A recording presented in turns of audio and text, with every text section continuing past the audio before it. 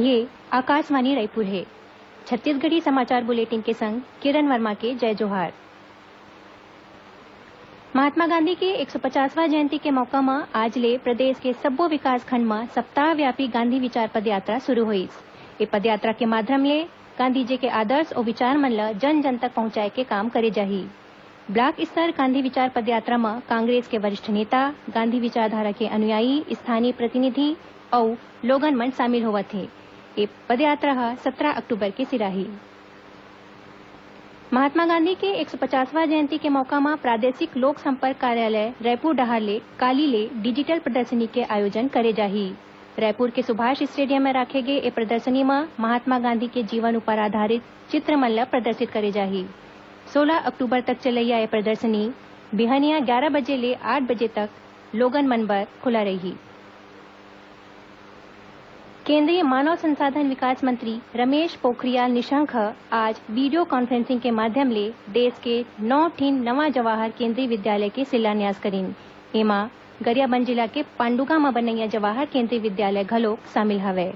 ए विद्यालय के निर्माण केंद्र सरकार डहर ले मिलैया 34 करोड़ रूपया के राशि ले करे जाही। बीजापुर जिला म आज सुरक्षा बल के संग होए मुठभेड़ म एक झिन जन मिलिशिया कमांडर मारे गिस।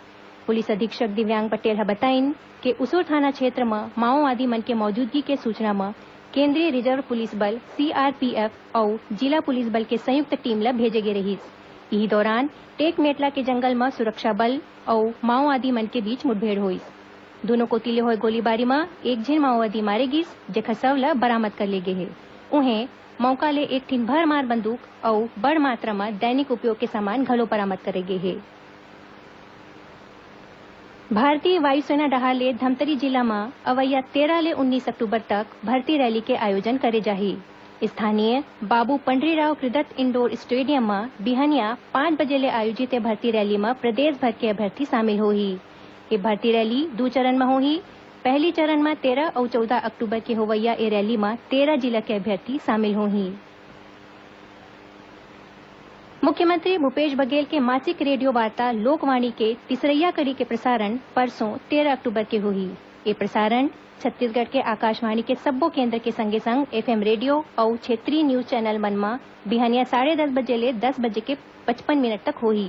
लोकवाणी के ए दारी के विषय स्वास्थ्य और मातृशक्ति राखे गे हे।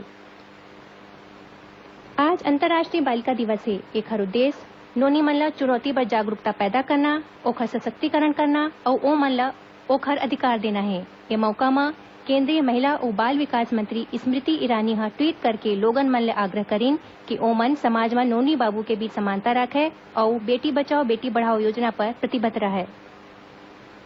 प्रदेश में हिंदी और सीबीएसई अंग्रेजी माध्यम के सब्बो सरकारी स्कूल मन म कक्षा 1 ले 8वीं तक के राज्य स्तरीय सावधिक आकलन PA1 परीक्षा 14 ले 22 अक्टूबर तक राखे गए है। राज्य में पहली घाव कक्षा 1 और दूसरी के परीक्षा ऐप के माध्यम ले होही। उन्हें कक्षा 3 ले 8वीं तक सावधिक आकलन होही। एक हर विद्यार्थी मन ल एक दिन पहली पासवर्ड दे जाही। कक्षा 1 और दूसरी के आकलन में पाए गए नंबर ऐप में तुरंत दर्ज हो जाही और कक्षा 3 ले 8वीं तक के नंबर के डाटा के प्रविष्टि उत्तर पुस्तिका जांचे के बाद करे जाही। भारतीय निर्वाचन आयोग डहर ले मतदाता शिक्षा और जागरूकता के क्षेत्र में सुघ्घर काम करैया मीडिया संस्थान मन ल राष्ट्रीय मीडिया सम्मान ले सम्मानित करे जाही। एक हर मीडिया संस्थान मन ले 31 अक्टूबर तक आवेदन मंगाए गए हे। ए बारे म आयोग डहर ले जारी पत्र में बताया गए हे कि मीडिया संस्थान मन 4 अलग अलग वर्ग में आवेदन कर सकत हैं। एमा प्रिंट मीडिया, टेलीविजन, रेडियो और ऑनलाइन सोशल मीडिया शामिल है। निर्णायक मंडल डहर ले चुने के संस्था मन ल अवैया बछर राष्ट्रीय मतदाता दिवस 25 जनवरी के सम्मानित करे जाही। एकरे संग छत्तीसगढ़ी समाचार बुलेटिन इहे सिरावत हे। जय जोहार।